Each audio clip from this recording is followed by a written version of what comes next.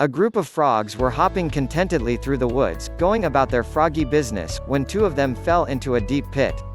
All of the other frogs gathered around the pit to see what could be done to help their companions. When they saw how deep the pit was, the rest of the dismayed group agreed that it was hopeless and told the two frogs in the pit that they should prepare themselves for their fate, because they were as good as dead. Unwilling to accept this terrible fate, the two frogs began to jump with all of their might. Some of the frogs shouted into the pit that it was hopeless, and that the two frogs wouldn't be in that situation if they had been more careful, more obedient to the froggy rules, and more responsible. The other frogs continued sorrowfully shouting that they should save their energy and give up, since they were already as good as dead. The two frogs continued jumping as hard as they could, and after several hours of desperate effort were quite weary. Finally, one of the frogs took heed to the calls of his fellows. Spent and disheartened, he quietly resolved himself to his fate, lay down at the bottom of the pit, and died as the others looked on in helpless grief.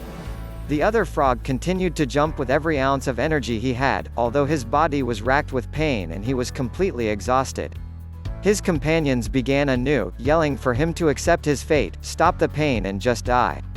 The weary frog jumped harder and harder and, wonder of wonders, finally leapt so high that he sprang from the pit.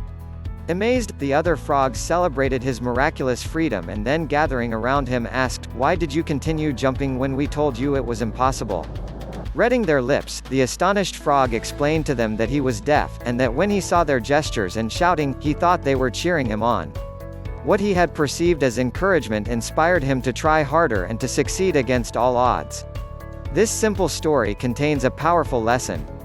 Your encouraging words can lift someone up and help him or her make it through the day.